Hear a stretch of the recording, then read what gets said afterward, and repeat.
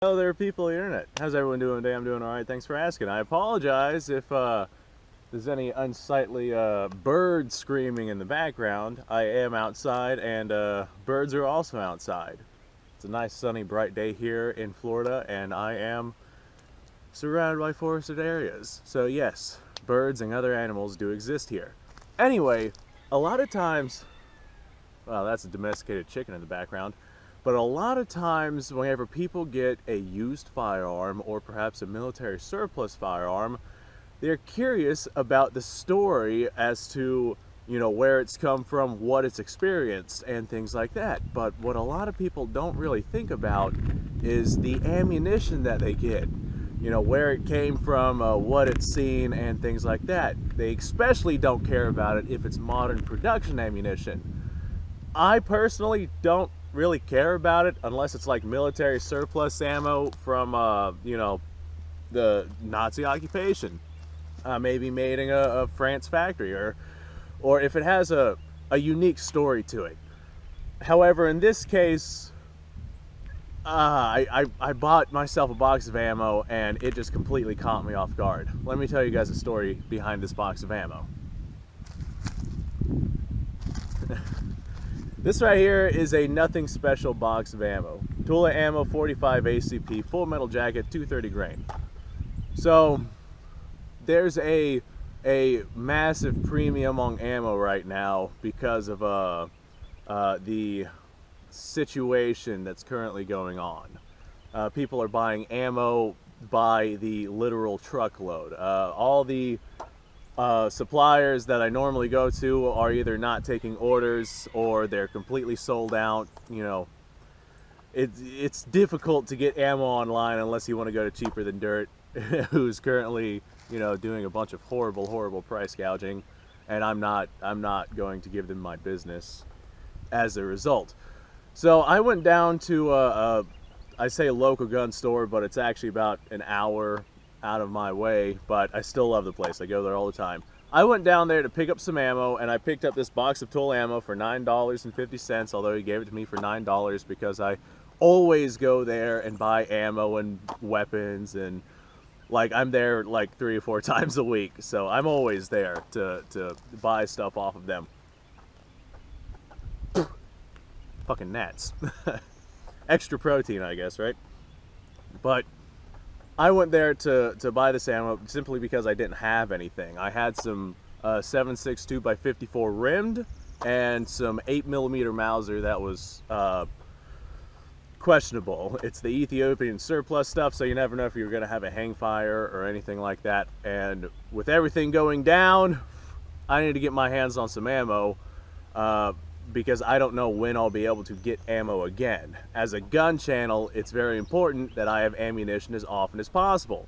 So I went down there and I bought myself, along with this, I bought several other things, a bunch of 7.62 by 39, 223, whatever they had in stock, which wasn't much, as is the case with basically everywhere else.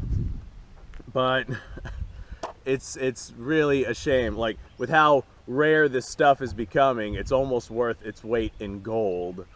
And according to Cheaper Than Dirt, it's worth like 5 times its weight in gold. But I bought this box of ammo simply because it was the cheap stuff down at the store, and I was just going to use it for plinking.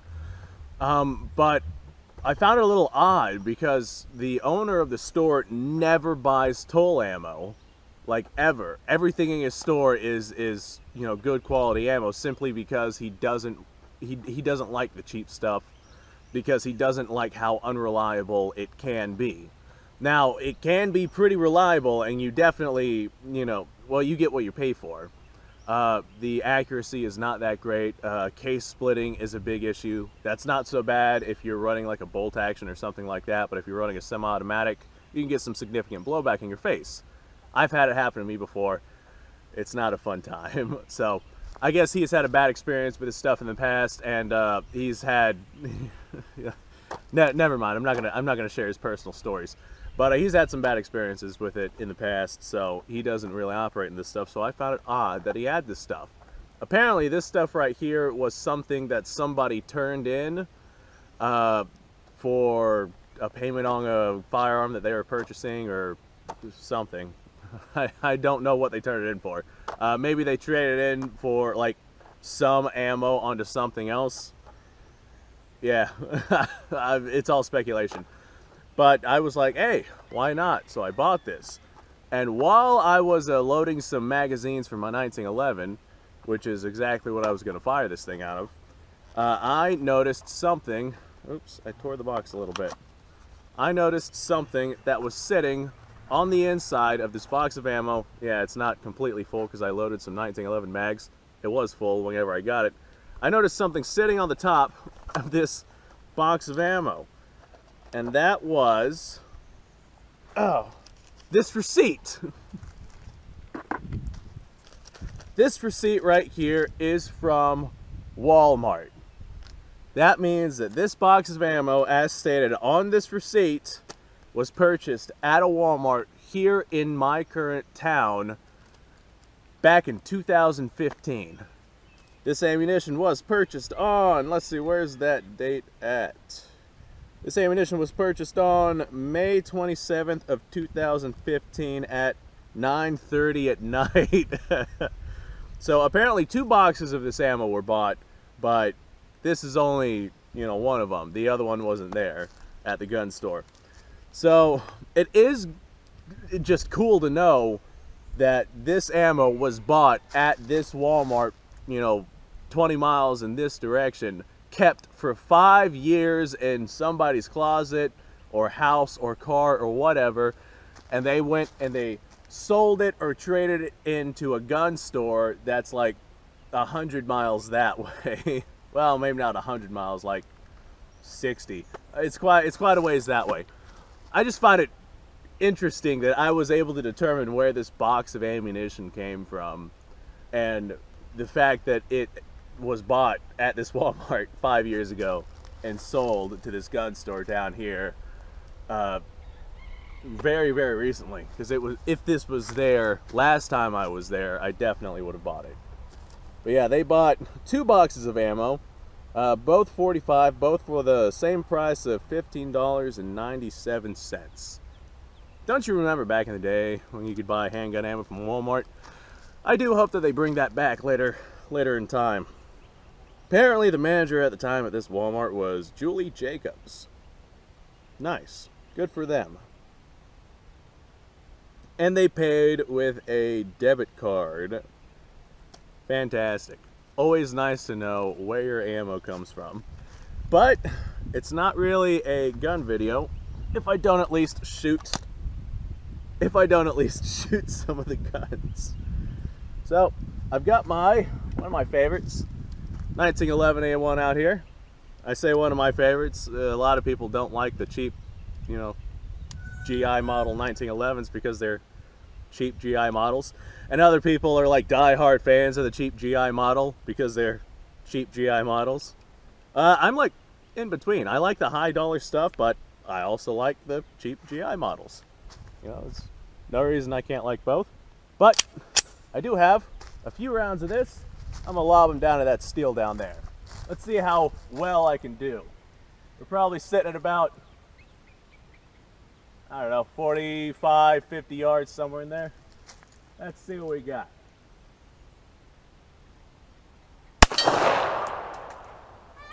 There's Kevin. Hi, Kevin. Good to see you, buddy. I know, right?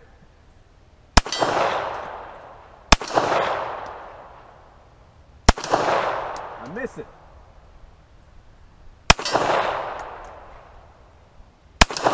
That was me. Well, that was fun.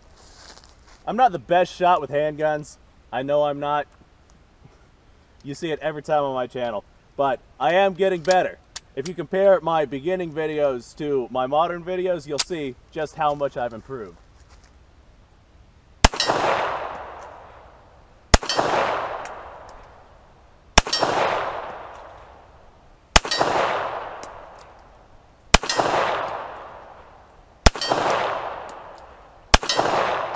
I hit every shot. How about that? Okay. Yeah, just making sure she's clear. Fantastic. All right, well, you know what? I'll load up some more ammo. Why not? Now, because this stuff is very challenging to find for the time being, and it's worth its weight in gold, and it's not the easiest stuff to get a hold of right now. I don't know when I'll be able to get more of it, so this will be my last mag.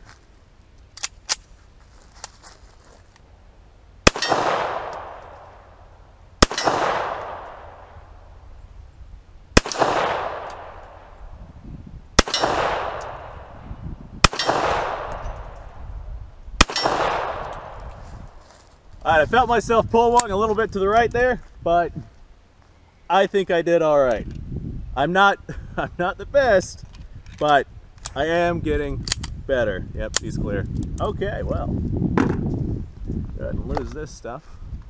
I'd like to thank you guys for watching. If you like this kind of stuff, go ahead and send me a like down below. Hit the subscribe button because I do this kind of stuff all the time. I'm probably going to figure out something else to do with some more of these 45s, but I don't want to just spend them blasting at nothing, especially because I don't know when I'll be able to get more, so I got to make the shots count, right? You always got to make your shots count.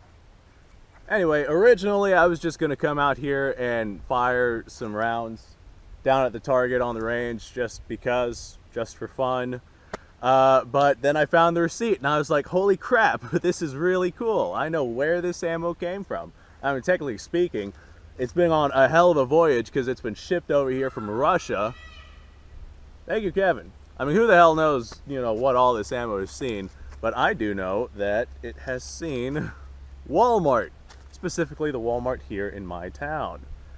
So that's pretty cool. If you guys have a cool story or similar experience to, figuring out the story behind something that you either wanted to know the story to or didn't really care about knowing the story to, let me down below. Whether or not it's gun, firearm, a helmet, maybe you found your grandfather's old journal or something.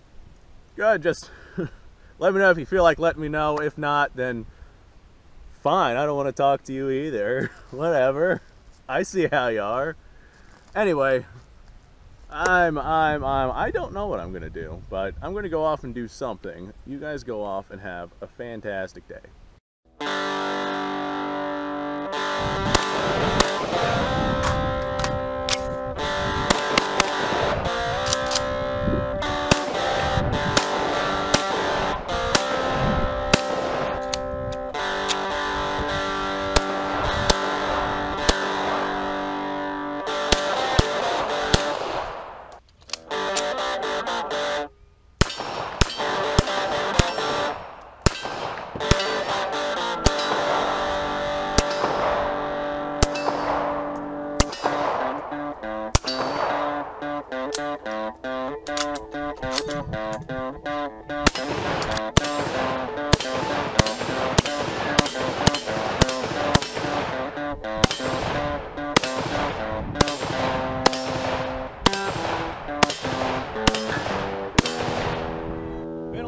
Since I've done this.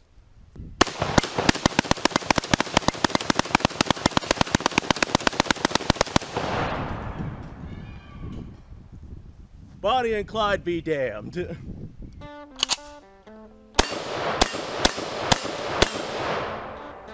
poor man's Garen.